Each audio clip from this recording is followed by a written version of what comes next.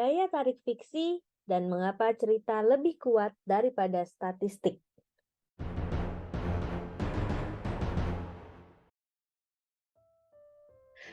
The Psychology of Money, pelajaran abadi mengenai kekayaan, ketamakan, dan kebahagiaan, by Morgan Housel. Bab 18. Ketika Anda akan percaya apa saja. Bayangkan alien datang ke bumi. Tugasnya mengamati ekonomi kita. Dia terbang di atas New York City, mencoba mempelajari ekonomi dan perubahannya antara 2007 dan 2009. Pada malam tahun baru 2007, dia terbang di atas Times Square. Dia melihat puluhan ribu orang berpesta ria dikelilingi cahaya terang, papan iklan raksasa, kembang api, dan kamera TV. Dia kembali ke Times Square pada malam tahun baru 2009. Dia melihat puluhan ribu orang berpesta ria dikelilingi cahaya terang, papan iklan raksasa, kembang api, dan kamera TV. Tampaknya sama saja. Dia tidak bisa melihat banyak perbedaan. Dia melihat jumlah orang di New York yang sibuk di kota hampir sama. Orang-orang itu dikelilingi bangunan kantor berjumlah sama, dengan meja berjumlah sama dan komputer berjumlah sama, terhubung ke koneksi internet berjumlah sama. Di luar kota, dia melihat pabrik dan gudang berjumlah sama, dihubungkan jalan raya yang sama dengan truk berjumlah sama. Dia terus ke bawah dan melihat universitas yang sama, mengajar mata kuliah yang sama, dan memberi gelar yang sama ke orang berjumlah sama. Dia melihat jumlah paten yang sama, melindungi gagasan baru yang sama. Dia memperhatikan teknologi makin maju. Semua orang pada 2009 membawa telepon pintar yang belum ada pada 2007.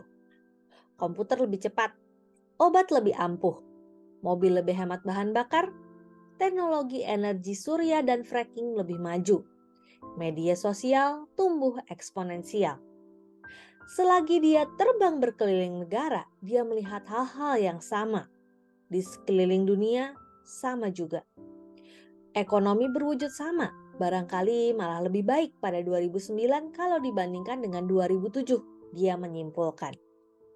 Kemudian dia melihat angka-angka. Dia kaget melihat rumah tangga Amerika Serikat lebih miskin 16 triliun dolar pada 2009 dibanding 2007.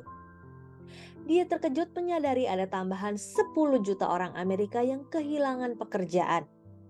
Dia tidak percaya ketika mempelajari bahwa bursa saham bernilai separuh nilai 2 tahun sebelumnya. Dia tidak percaya ketika mengetahui bahwa perakiraan potensi ekonomi merosot. Saya tidak mengerti, katanya. Saya sudah melihat kota-kota, saya sudah melihat pabrik-pabrik. Kalian punya pengetahuan yang sama, alat yang sama, gagasan yang sama. Tidak ada yang berubah.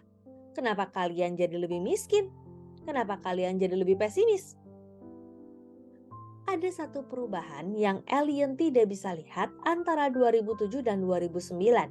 Cerita yang kita sampaikan ke diri sendiri mengenai ekonomi. Pada 2007, kita bercerita mengenai kestabilan harga rumah, kebijaksanaan bankir, dan kemampuan pasar uang menetapkan harga resiko dengan akurat. Pada 2009, kita berhenti mempercayai cerita itu.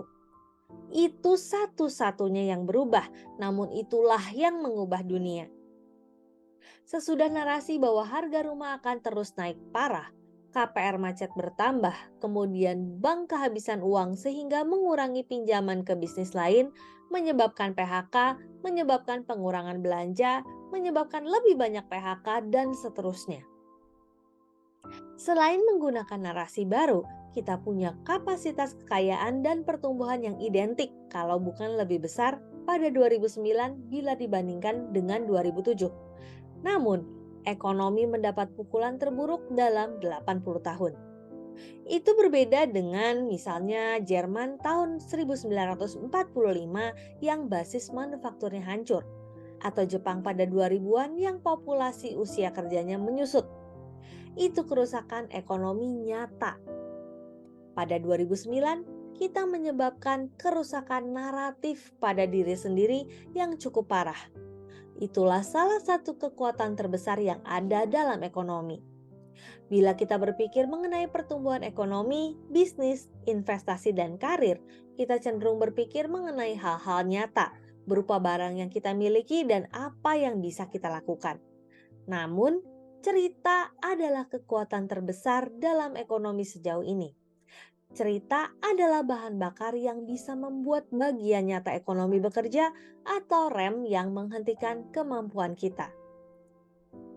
Di tingkat personal, ada dua hal yang perlu diingat mengenai dunia yang didorong cerita ketika mengelola uang Anda, yang akan kita bahas di bagian selanjutnya.